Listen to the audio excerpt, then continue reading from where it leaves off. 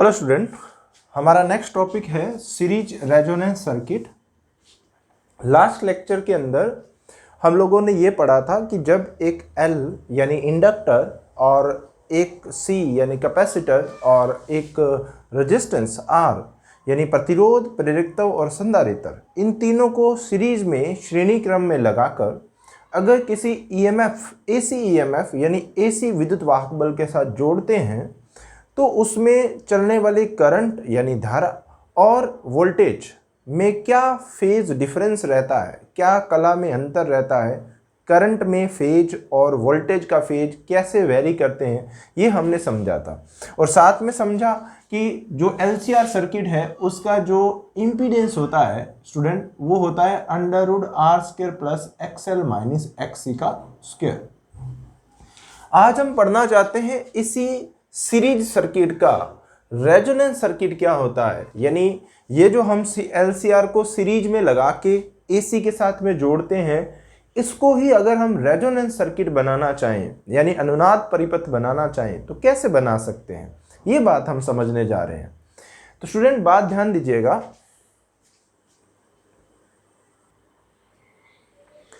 हाँ जी, हाँ देखिए ध्यान से। रेजोनेंस वर्ड को समझने से पहले हम मैकेनिकली बात करते हैं कि रेजोनेंस का क्या मतलब होता है, अनुनाद का क्या मतलब है। मैंने एक एग्जांपल दिया था कि जैसे कोई बंदा झूले पे झूल रहा है तो वो 1 सेकंड में कितने साइकिल कर रहा है, वो उसकी फ्रिक्वेंसी है, ठीक है, वो उसकी नेचुरल फ्रिक्वेंसी है। मतलब वो हमेशा जैसे हमने एक बार उसको खींचा और छोड़ दिया, अब वो 1 सेकंड में 10 ऑसिलेशन कर रहा है तो उसकी फ्रिक्वेंसी 10 हर्ट्ज है। समझ में आ रहा है स्टूडेंट? तो ये उसकी नेचुरल फ्रिक्वेंसी है, यानी वो अपनी इसी आवृत्ति से दोलन कर रहा है।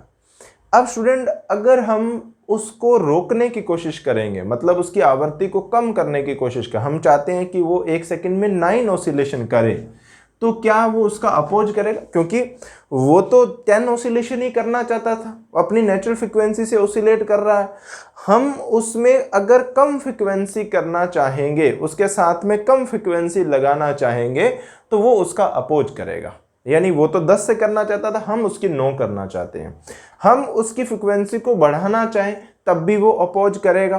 क्यों? क्योंकि वो तो 1 सेकंड में 10 ऑसिलेशन करना चाहता था। अच्छा, अगर हम उतनी ही फ्रिक्वेंसी, यानी अगर वो 1 सेकंड में 10 ऑसिलेशन कर रहा है तो अगर हम लोग उतनी ही फ्रिक्वेंसी अप्लाई कर दें, यानी हम लोग यही चाहें कि वो 1 सेकंड में 10 ऑसिलेशन करे, तब उसको कोई प्रॉब्लम नहीं होगी।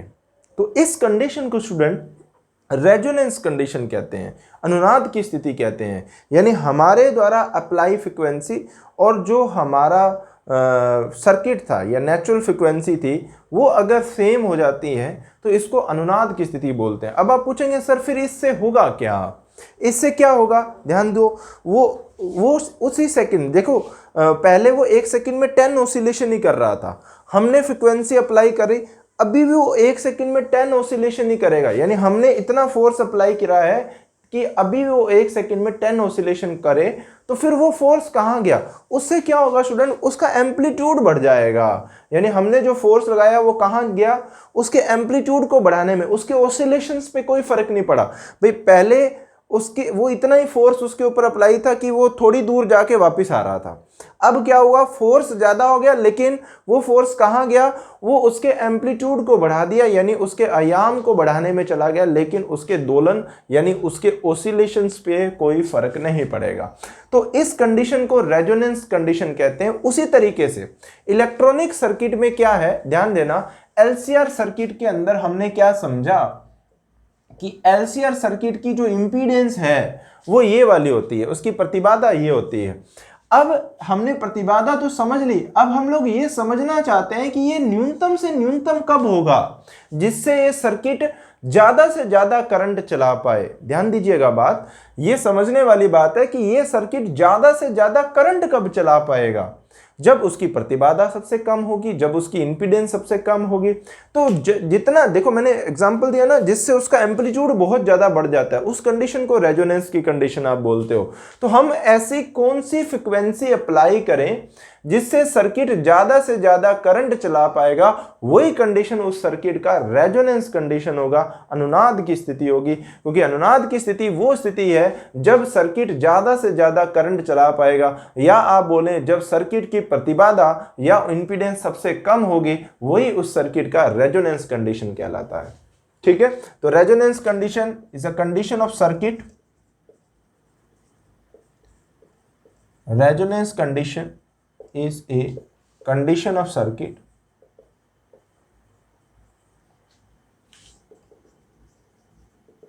when it flow maximum current, जब वह अधिकतम धारा को प्रवाहित करेगा, वो स्थिति उसकी अनुनाद की स्थिति कहलाती है। अब समझते हैं स्टूडेंट कि एलसीआर सर्किट अधिकतम धारा कौन सी स्थिति में प्रवाहित करेगा। पहले समझिए ध्यान से, देखिए impedance of LCR circuit, impedance of LCR circuit, LCR परिपथ की प्रतिबाधा Z बराबर होती है √R² plus XL minus XC का स्क्वायर। ये हमने समझा। इसमें इसकी वैल्यू रख दीजिए, XL की वैल्यू हमने समझी थी, ये वैल्यू थी ओमेगा L और ये वैल्यू थी ओमेगा C, इसका होल स्क्वायर। इक्वेशन नंबर 1 दे देता हूं। अब हमें ये समझना है कि हम लोग बाहर से कौन सी फ्रीक्वेंसी लगाएं जिससे ये सर्किट ज़्यादा से ज़्यादा करंट चलाए, मतलब उसकी इम्पीडेंस न्यूनतम से न्यूनतम हो जाए, मिनिमाइज हो जाए। यानी हम ओमेगा की वैल्यू कितनी रखें जिससे ये मिनिमाइज हो जाए। ठीक है, तो अगर कोई फंक्शन है, देखो यहाँ z किसका फंक्शन हो गया, देख रहे हो आप, ओमेगा पे डिपेंड करेगा। तो आप कोई फंक्शन है y, अगर वो x पे डिपेंड करता है, अगर इसको मिनिमाइज करना है यानी इसको न्यूनतम बनाना है, x की किस वैल्यू के लिए ये न्यूनतम है, तो मिनिमाइज करने का तरीका क्या, इसका डिफरेंशिएशन करो और 0 रख दो, तो वो वैल्यू आपने को मिनिमा की कंडीशन दे सकता है। समझ में आ रहा है स्टूडेंट बात आपको? ठीक है, तो हम लोग क्या करते हैं, हमें ये निकालना है हम कितनी फ्रिक्वेंसी अप्लाई करें जिससे Z न्यूनतम हो जाएगा और सर्किट में करंट मैक्सिमम चलेगा। उस कंडीशन को हमने रेजोनेंस कंडीशन बोलना है, अनुनाद की स्थिति बोलना है। ठीक है, तो देखें ध्यान से, for minimum value of Z के न्यूनतम मान के लिए dZ/d ओमेगा करें और इक्वल टू 0 पुट कर दें। ठीक है, मिनिमा की कंडीशन आप लोग सब पढ़ के आए हैं, मैं अधिकतम या न्यूनतम की कंडीशन। ठीक है, तो वही अप्लाई कर रहा हूं मैं।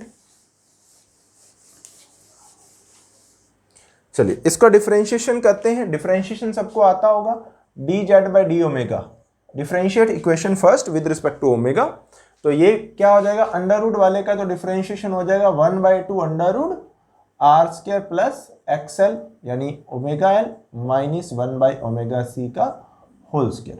अच्छा, अब इस टर्म का होगा, अंदर वाली टर्म का, R² का तो 0 हो जाएगा, ओमेगा के रिस्पेक्ट में इसका होगा तो 2ωL माइनस 1/ωc। अब किसका होगा, इस टर्म का होगा, इस टर्म का विद रिस्पेक्ट टू ओमेगा करोगे तो ओमेगा L का तो omega minus minus plus 1/ωc हो जाएगा। ये टर्म आ जाएगी अपने पास प्लस 1/ωc। चेक कर ले, हाँ जी, तो यही आएगा 1/ω का माइनस 1/ω² हो जाएगा। ठीक है, कोई दिक्कत नहीं है। अच्छा, 2 से 2 कैंसिल होगा, इसको 0 पुट कर दिया। 0 पुट करने का मतलब है minus 1/ωL/ωc upon √R² plus ωL minus 1/ωc का होल स्क्वायर और इनटू में L प्लस 1/ωc।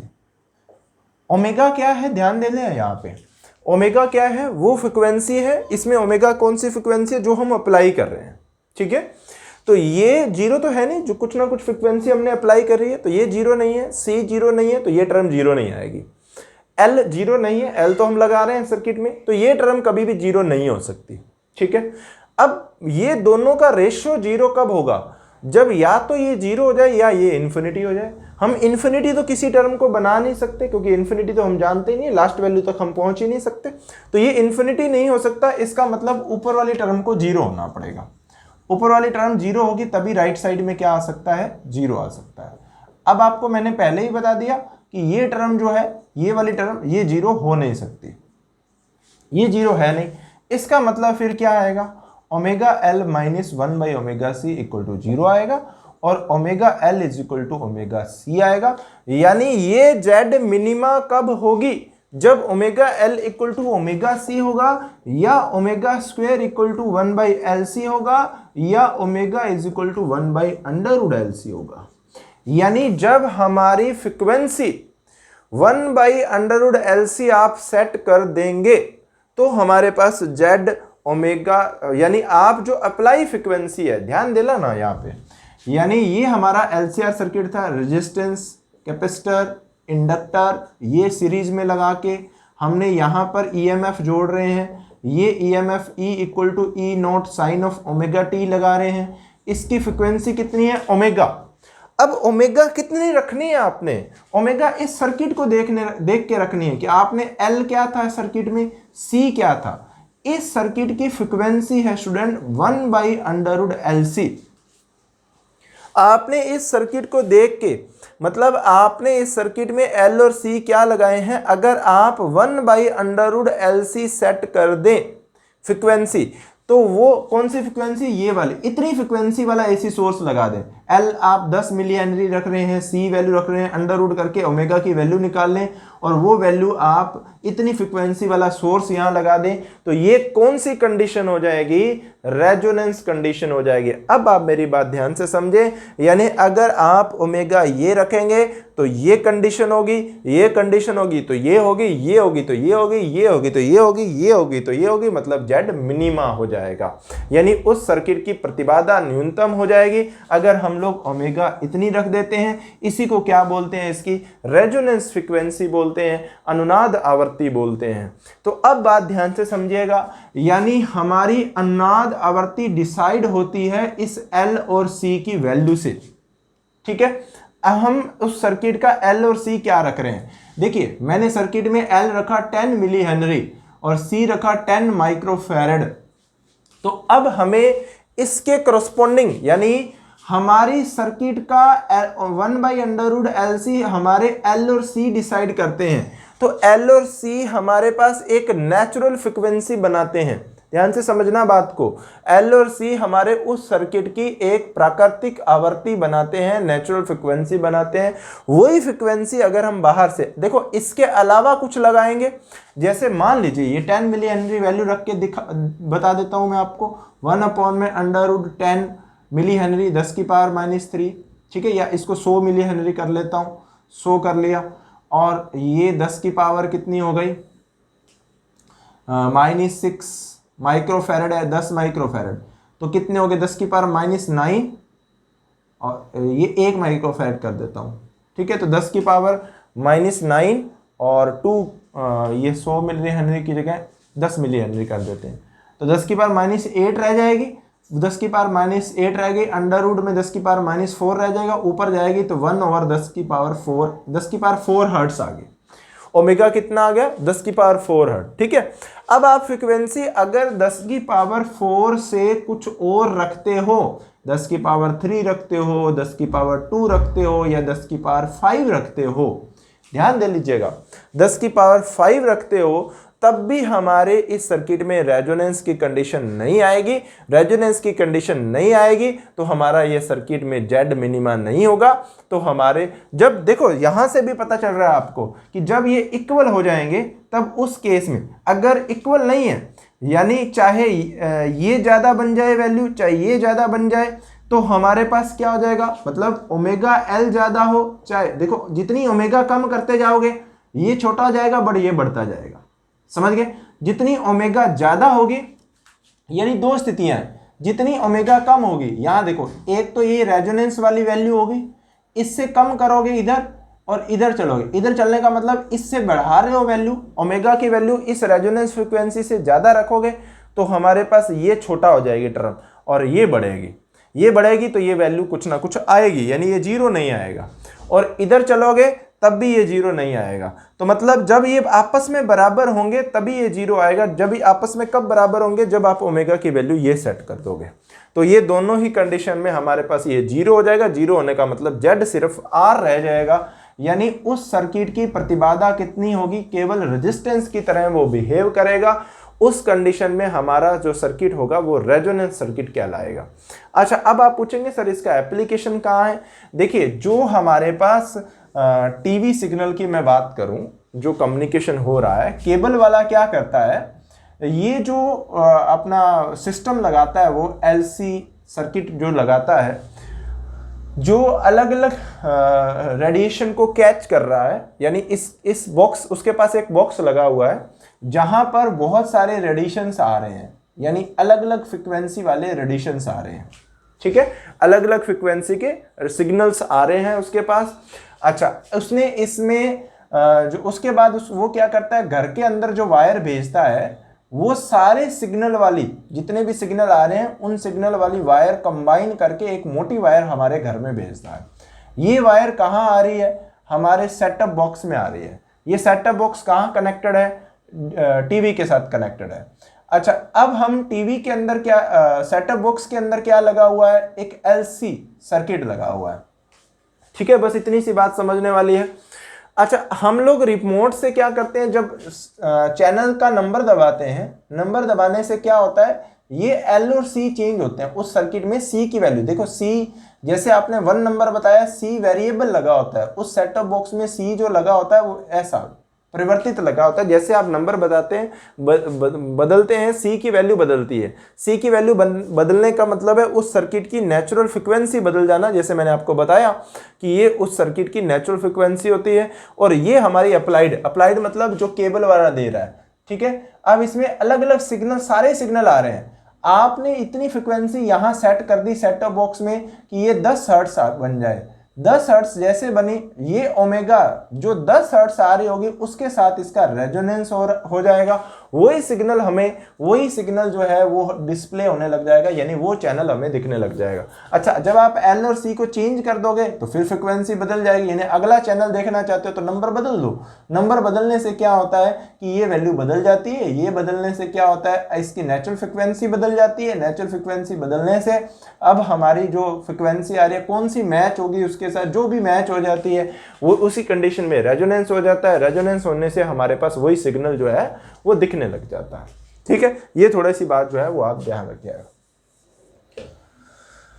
अच्छा, चलिए, इस कंडीशन को हम लोग क्या बोलते हैं, रेजोनेंस कंडीशन बोलते हैं। नेक्स्ट देखिएगा, नेक्स्ट आता है हमारे पास। अच्छा, एक ग्राफ भी समझ लीजिए करंट और इसका धारा का। देखिए, ये ग्राफ अगर मैं बनाऊं, ये ग्राफ किस में है, ये ग्राफ ओमेगा और आई में। मैंने ग्राफ बनाया ऐसे ग्राफ क्यों बनाया, ध्यान से समझें। ओमेगा की वैल्यू जब ओमेगा आर है, यानी हमारी फ्रिक्वेंसी रेजोनेंस फ्रिक्वेंसी के इक्वल है। मतलब अगर हम फ्रिक्वेंसी इतनी रख देते हैं, इतनी का मतलब समझ रहे हो, हमारे एल और सी पे डिपेंड करेगा कि अगर हम इतनी रखते हैं उस केस में करंट क्या चलेगी, मैक्सिमम, क्योंकि उस केस में इंपीडेंस हो जाएगी मिनिमम।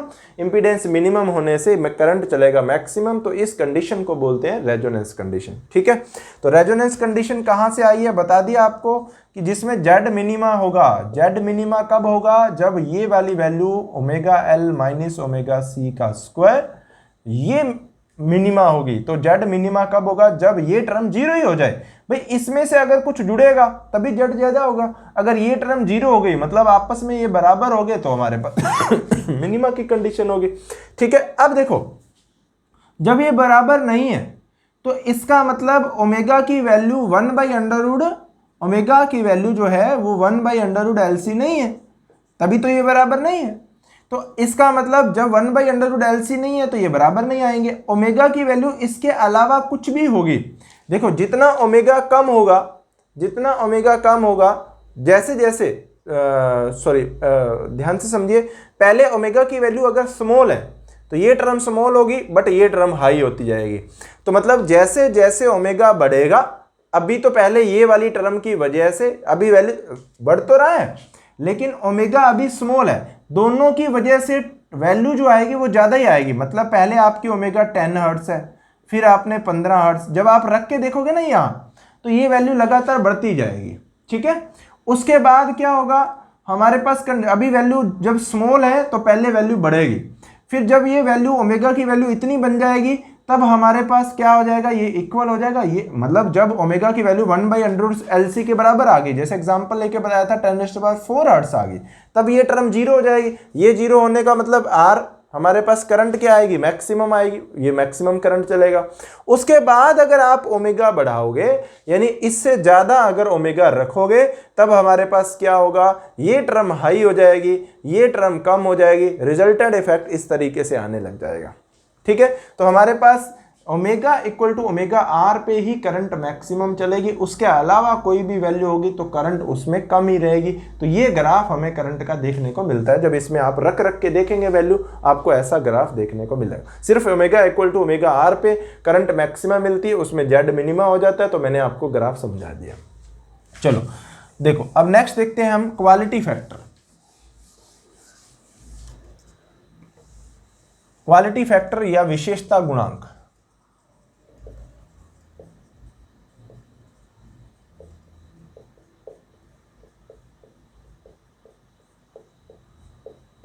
क्वालिटी फैक्टर या विशेषता गुणांक।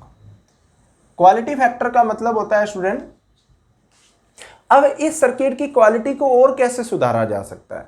हम लोगों ने ये तो समझ लिया कि जब XL इक्वल टू XC हो जाएगा, यानी omega L equal to 1/ωc हो जाएगा, तो रेजोनेंस की कंडीशन आएगी। उस सर्किट में इंपीडेंस न्यूनतम हो जाती है। न्यूनतम किसके बराबर हो जाती है, Z इक्वल टू R रह जाता है। ये हमने समझ लिया। अब अगर हम R को भी मिनिमाइज कर दें, यानी हम R की वैल्यू को छोटा कर दें, और ज्यादा इसमें से करंट चला सकते हैं। समझ आ गई, इसकी क्वालिटी को बेटर कर सकते हैं।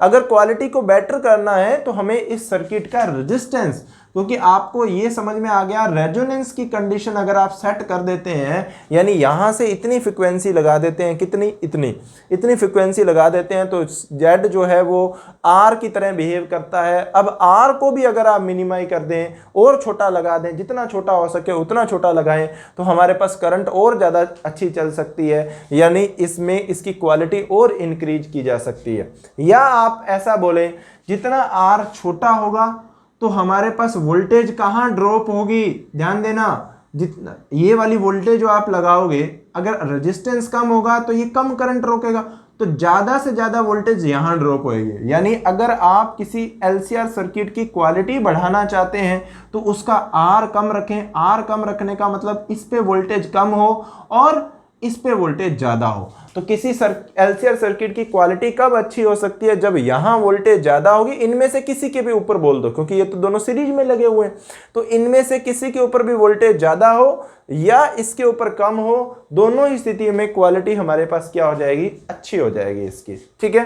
तो क्वालिटी फैक्टर को कैसे डिफाइन करते हैं, क्यू से डिफाइन करते हैं। ये इक्वल होता है वोल्टेज, ध्यान से समझना आप, वोल्टेज अक्रॉस L और C upon voltage across L और C और वोल्टेज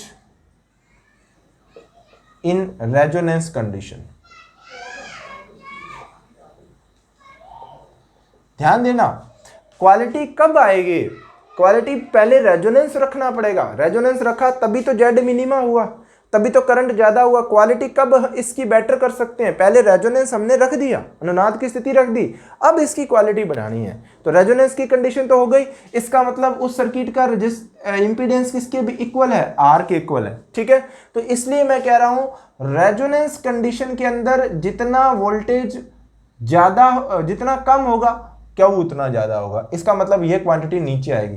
दूसरी वैल्यू मतलब अगर वोल्टेज L या C पे ज्यादा होगी तब भी क्वालिटी ज्यादा होगी। यही दो बातें बताई थी मैंने, यानी वोल्टेज यहां ज्यादा हो, यहां कम हो। यहां कम होने का मतलब voltage across, voltage in resonance condition, क्योंकि रेजोनेंस कंडीशन में वोल्टेज कहां ड्रॉप होगी, यहां, मतलब रेजिस्टेंस पे उसकी इंपीडेंस कैसा बिहेव करती है,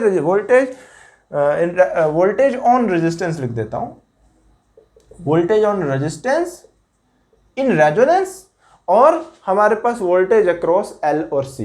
दोनों में से किसी एक इक्वल, मतलब अगर इसके ऊपर होगा तब भी क्वालिटी इंक्रीज होती है, तभी तो क्वालिटी को इन दोनों का रेशियो डिफाइन किया गया है कि अगर ये वैल्यू ज़्यादा होगी तो क्वालिटी कम हो जाएगी, और ये वैल्यू कम कब होगी, जब रेजिस्टेंस कम होगा, क्योंकि रेजोनेंस की कंडीशन में वोल्टेज किसके ऊपर आएगी, सॉरी इंपीडेंस क्या बन जाएगी, आर, इंपीडेंस आर बन गई तो वोल्टेज क्या आएगी, इस आर पे डिपेंड करेगी। अगर आर ज्यादा होगा तो रेजोनेंस की कंडीशन में ये वोल्टेज ज्यादा होगी, ये वोल्टेज ज्यादा होगी तो हमारी क्वालिटी अच्छी नहीं होगी, करंट ज्यादा नहीं चल पाएगा। करंट कब ज्यादा चल पाएगा, जब हमारी क्वालिटी अगर अच्छा करना है तो मतलब करंट को ज्यादा चलाना, करंट को ज्यादा चलाने का मतलब इसको कम से कम रखना, इसको कम रखेंगे तो ये कम होगा, क्वालिटी अच्छी हो जाएगी। ठीक है, अच्छा रेजोनेंस की कंडीशन में एल और सी पे वोल्टेज का मतलब है इसके ऊपर वोल्टेज क्या होएगी बताओ, आई, जो करंट चली इसकी वजह से जो करंट चलेगा करंट इनटू में एक्सएल, जैसे एल पे लिख लो या सी पे लिख लो एक ही बात है। एल पे लिख रहा हूं मैं voltage I into XL, R पे वोल्टेज क्या होगी आर। मान लो रेजोनेंस की कंडीशन आपने बना दी और उस समय इसमें से आई करंट चल रहा है, तो यहां वोल्टेज कितनी करेगा वो आई आर, और यहां वोल्टेज कितनी करेगा आई एक्सएल। ठीक है, एल के ऊपर वोल्टेज, या एल के ऊपर लिख लो चाहे सी के ऊपर लिख लो एक ही बात है।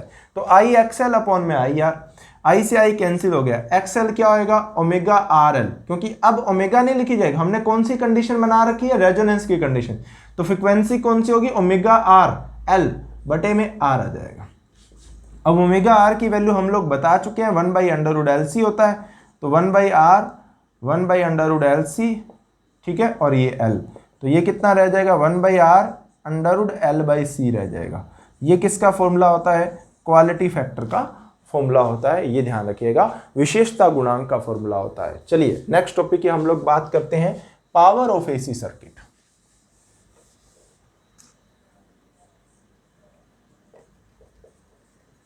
पावर ऑफ एसी सर्किट,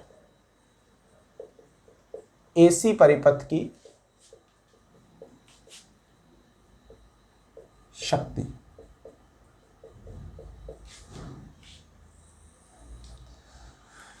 देखो शक्ति का मतलब क्या होता है, पावर का मतलब क्या होता है भाई, जैसे मान लो मेरी ये फैन है, ठीक है, पंखा है, इसके साथ में मैंने ये डीसी बैटरी जोड़ दी, इस डीसी बैटरी में मैंने कितनी वोल्टेज लगाई, उससे करंट कितना चला, और इसने इसको, इस करंट ने अगर पंखे को घुमाया, ध्यान दे लेना, तो ये हमारा जो बैटरी है वो काम कर रहा है, वर्क कर रहा है, वर्क, इसने पंखे को घुमा दिया ना, वर्क कर रहा है, तो मतलब ये पर सेकंड में कितना वर्क कर रहा है वो इसकी पावर है। और अगर ये पंखा नहीं घुमा रहा तो ये जो करंट है वो पावर में यूज नहीं हो रही है इसकी, समझ में आ रहा है, वो वोल्टलेस करंट है। अब दो तरीके के करंट हम पढ़ेंगे, एक तो वोल्टलेस करंट, वोल्टलेस का मतलब जिसका पावर में कोई योगदान नहीं होता है, आगे हम पढ़ेंगे उसको, तो मतलब ये कितना काम करता है वो इसकी पावर होती है। अच्छा, पावर इज इक्वल टू क्या होता है, वर्क पर सेकंड, ठीक है, आप लोगों को पता है। अच्छा अब मुझे ये बताओ W क्या होता है, इलेक्ट्रॉनिक्स में W क्या होता है, potential is equal to per unit charge को लाने के लिए जो कार्य होता है। तो इलेक्ट्रॉनिक्स में वर्क को कैसे लिखते हैं, Q इंटू वी से, Q into V by T, और Q बाई टी क्या होता है I। अब आप कितनी वोल्टेज लगा रहे हैं और उससे कितना करंट चल रहा है, वोल्टेज इंटू करंट कर देंगे तो उस सर्किट का पावर आ जाएगा।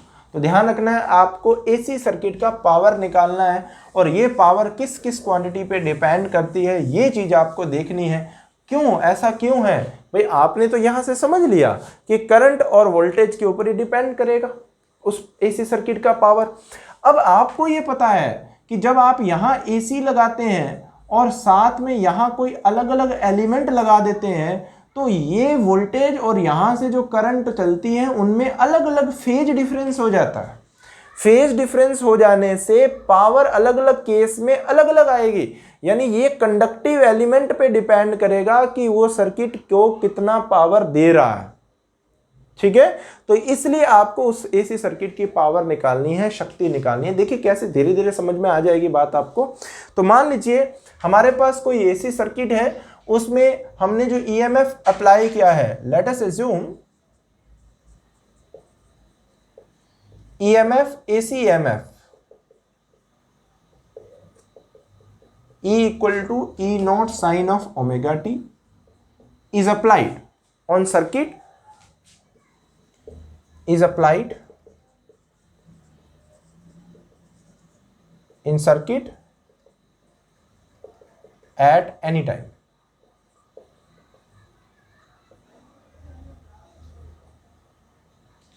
किसी टाइम t पे ये EMF अप्लाई किया है और उसके कारण जो करंट चल रही है, अब आपको पता है, ठीक है, कि सबसे पहले तो ये मान लो कि वो जो सर्किट हमने अप्लाई करा है वो LCR सर्किट है, ठीक है, LCR सर्किट बना हुआ है, उसके साथ में AC अप्लाई कर दी, तो आपको पता है करंट जो चलती है वो कितना एंगल पीछे रहती है, I equal to I zero sine omega t minus five बताया था। अगर LCR सर्किट होगा, अगर आपका EMF ये लगा हुआ है, वोल्टता ये लगी हुई है, तो उसमें जो करंट चलेगी वो फाई एंगल क्या रहती है पीछे, ये आप लोग जानते हैं। ठीक है, बाद में वो तीनों केस ले लेंगे, अगर अकेला R लगाओ, अकेला L लगाओ, तब शक्ति क्या होगी। तो पहले LCR सर्किट के लिए पावर निकाल लेते हैं। Then power off AC circuit at any time, किसी टाइम t पे, ये एट एनी टाइम आएगी, ध्यान रखना है। तो इसको P इंस्टेंट लिख देते हैं, किसी क्षण पे आ रही है तो PI लिख दिया मैंने। कितनी आएगी, वोल्टेज तो आपकी लगी है E naught sine of omega t, current आपका लगा है I zero sine omega t minus five. तो ये किसी इंस्टेंट पे उस सर्किट का पावर आ गया। लेकिन हम लोग क्या चाहते हैं, मैंने ये AC लगा दी और आपसे पूछा पावर बताओ इसकी कितनी है। पावर का मतलब मैं उसकी एवरेज पावर पूछ रहा हूं, औसत पूछ रहा हूं, एक वैल्यू पूछ रहा हूं आपसे। तो आप किसी इंस्टेंट पे तो ये बताओगे मुझे, किसी इंस्टेंट पे ये है, लेकिन अब जब ये वैल्यू लगातार बदलनी है, बदलनी क्यों, क्योंकि इसकी वैल्यू EMF की वैल्यू लगातार बदलेगी, करंट लगातार बदलेगी, तो पावर भी लगातार बदलेगी। ठीक है, तो मैं उस सर्किट का एवरेज वैल्यू जानना चाहता हूं। एवरेज क्या है, तो ये किसी इंस्टेंट पे वैल्यू आई है अभी हमारे पास, इसकी हम लोग एवरेज वैल्यू निकाल लेंगे। ठीक है, एवरेज वैल्यू निकालने के लिए आप क्या करिए, 2 से मल्टीप्लाई कर दीजिए, 2 से डिवाइड कर दीजिए। 2 से डिवाइड कर दिया तो 1/2 E0 I0, 2 से मल्टीप्लाई किया 2 sign omega T, sign omega t minus 5 हो गया। PI इज इक्वल टू हो जाएगा 1/2 E0 I0, इसका formula 2 sine A sine B cos C minus D, C ये कोस A माइनस बी, इसको 2 साइन C साइन D, तो कोस C minus D, C minus D का मतलब ओमेगा टी माइनस 5, तो कितना रह जाएगा, कोस 5 रह जाएगा। ठीक है, लिख दूं सीधा, minus cos C plus D का मतलब ये ऐड होंगे तो ये 2 ओमेगा टी माइनस 5 हो जाएगा। फॉर्मूला ध्यान रखिएगा। तो PI की वैल्यू कितनी हो जाएगी, 1/2 E0 I0 cos 5, 2 अलग कर देता हूं, और 1/2 E0 I0 cos 2 omega t minus 5। तो ध्यान दीजिएगा स्टूडेंट कि जो ये पावर आ रहा है, शक्ति आ रहा है, ये शक्ति के अंदर 2 टर्म है, इस पावर में 2 टर्म है। पहली टर्म टाइम इंडिपेंडेंट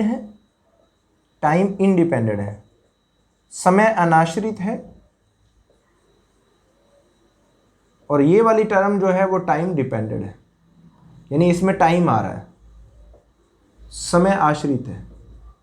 अब हम लोग निकालते हैं औसत शक्ति, एवरेज पावर, क्योंकि हमें तो क्या बताना पड़ेगा, क्योंकि जब जहां भी टाइम के साथ में कुछ वैल्यू बदल रही है तो हमें वहां पर क्या बतानी पड़ेगी, एवरेज। हमें एक वैल्यू बताना है तो इसका मतलब हमें एवरेज लेना पड़ेगा। देन P एवरेज का मतलब इसके ऊपर साइन लगा दो। एवरेज का साइन क्या होता है, 1/2 E0 I0 cos 5, यहां एवरेज हो जाएगा, minus 1/2 E0 I0 cos 2 omega t minus 5। ठीक है, अच्छा 1/2 एक वैल्यू है, इसका मैक्सिमम वैल्यू ये खुद ही होता है, ये मैक्सिमम वैल्यू है, तो मैक्सिमम वैल्यू का मतलब लास्ट वैल्यू का एवरेज तो वही होएगा, इसका भी एवरेज वही, इसका भी cos 5 का एवरेज भी तो वही, तो ये वैल्यू आ जाएगी 1/2 E0 I0 cos 5। इस पे कोई फर्क नहीं पड़ेगा। ठीक है, एवरेज वैल्यू पूछनी थी। ठीक है, अच्छा इसका एवरेज वही, इसका cos 2 ओमेगा टी माइनस 5, ये कौन सी टर्म है जो टाइम के साथ, कोस का ग्राफ कैसे होता है आप लोग जानते हो, ऐसे कोस का ग्राफ जितना प्लस में उतना माइनस में, जितना प्लस में उतना माइनस में। तो अगर इस टर्म का, क्योंकि ये टाइम के साथ बदल रही है तो ये ऐसी टर्म है, ऐसी टर्म है तो इसका एवरेज लोगे, जितना प्लस है उतना माइनस में, जितना प्लस है उतना माइनस में। तो मतलब ऐड करके टोटल टाइम से अगर भाग दोगे तो जब ऐड करोगे तो सारा ये क्या हो जाएगा, जीरो। तो इसका मतलब इसका एवरेज क्या होगा, जीरो। तो पी एवरेज की वैल्यू हमारे पास इतनी आ गई। और पी एवरेज की वैल्यू अगर ERMS की टर्म में लिखोगे तो ये कितना होता है, √2 ERMS, √2 IRMS और cos फाई।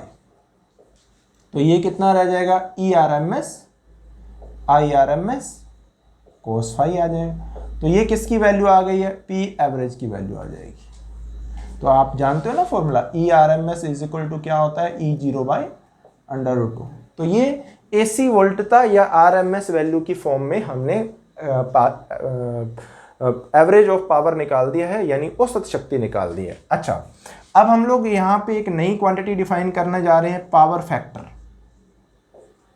अब आप पूछेंगे सर आपने ये कौन सा फैक्टर सोच लिया, शक्ति गुणांक, इसको बोलते हैं शक्ति गुणांक, पावर फैक्टर। देख रहे हो आप भाई, इधर पावर आ रहा है, इधर E है इंटू आई है, E इंटू आई तो पावर ही बनती है, E इंटू आई तो क्या बनता है, पावर। फिर इसका क्या रोल रह गया स्टूडेंट यहाँ पे, ये तो एक वैल्यू है, इसकी तो कोई डायमेंशन होती नहीं है। तो लेकिन ये पावर के साथ में, इधर पावर आ रहा है तो ये पावर के साथ वाला टर्म है, इससे डिसाइड होगा कि पावर कितनी है। अगर इसकी वैल्यू 1 आई तो मैक्सिमम, इसकी वैल्यू 1/2 आई तो पावर आधी हो जाएगी। तो ये वैल्यू डिसाइड करता है कि पावर क्या है, इसलिए इस टर्म को बोलते हैं पावर फैक्टर, शक्ति गुणांक। तो ध्यान दीजिएगा, पावर फैक्टर क्या होता है, जो एंगल होता है उसका कोस फाई जो होता है उसी को क्या बोलते हैं, पावर फैक्टर बोलते हैं। तो power factor is equal to क्या होता है, कोस फाई होता है। ठीक है, तो अब ये डिपेंड करता है कि आपके सर्किट में क्या लगा हुआ है, क्योंकि फाई किस पे डिपेंड करता है कि आपके सर्किट में रेजिस्टेंस लगा है, आपके सर्किट में कैपेसिटर लगा है, आपके सर्किट में इंडक्टर लगा है, क्या लगा है। ठीक है, तो चलिए पहले बात करते हैं, if resistance R is connected in AC circuit, AC परिपथ में केवल प्रतिरोध जुड़ा हो, तब क्या होगा बताएं। तब हमारे पास फाई इज इक्वल टू क्या होगा, 0। फाई इज इक्वल टू 0 होगा तो हमारे पास फाई 0 क्यों होता है, क्योंकि आपको पता है I equal to I0 sine omega t होता है और E equal to E0 sine omega t होता है। ठीक है, दोनों में फेज डिफरेंस 0 होता है। Cos phi is equal to cos 0 आ जाएगा, कोस 0 1 हो जाएगा। तो ये वैल्यू 1 हो जाएगी, ये वैल्यू 1 होने का मतलब पी एवरेज कितना हो जाएगा, ERMS IRMS और कोस फाई, कोस 0 1 हो जाएगा, यानी ये कितना हो जाएगा, ERMS IRMS, मैक्सिमम वैल्यू होगी पावर की। दूसरी कंडीशन में रेजिस्टेंस की जगह अगर इंडक्टर लगाओ तो फाई की वैल्यू, फेज डिफरेंस कितना हो जाता है, करंट लैग बिहाइंड कितना रहती है, π/2 एंगल पीछे रहती है ना। तो π/2 एंगल पीछे रहती है तो 5 π/2 हो जाएगा, 5 π/2 होने से कोस π/2 हो जाएगा, कोस π/2 होने से 0 हो जाएगा, 0 होने से कोस 9, ये टर्म क्या आएगी, 0। तो मतलब सर्किट में L लगा हो उसके ऊपर पावर ड्रॉप नहीं होती है। ठीक है, अगर कैपेसिटर होगा तब भी 0 हो जाएगा। अच्छा, अब आप ये बताओ पावर फैक्टर की वैल्यू कब, क्या जब R L C लगे हों तीनों, तो C के लिए भी निकाल लोगे तब भी यही आएगा। ठीक है, if R L C, fourth condition, if R L and C are connected in AC circuit,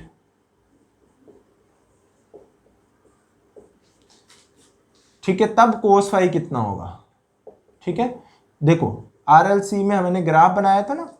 अब डिपेंड किसके ऊपर करता है कि VL ज्यादा है VC से, तो VL ज्यादा है VC से तो VL माइनस VC इधर आएगा, और ये VR होता है इधर, ये जो रिजल्टेंट होता है वो हमारे पास ये वाला होता है, ये एंगल बनाता है फाई, यही आया था। तो यहां कोस फाई निकाल लो। इस केस में कोस फाई क्या होगा, सामने वाला तो परपेंडिकुलर, ये बेस मतलब VR और हाइपोटेनियस मतलब ये वाला, ये कितना होता है E0।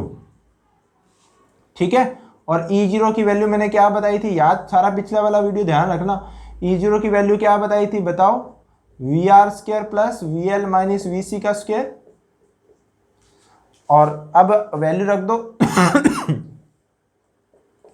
VR की वैल्यू तो I इंटू आर हो जाएगी, इसकी वैल्यू I² R² प्लस इसकी value I² common XL minus XC का स्क्वायर हो जाएगा, अंडर रूट I कॉमन लेके कट जाएगा, R अपॉन में नीचे रह जाएगा R² plus XL minus XC का स्क्वायर।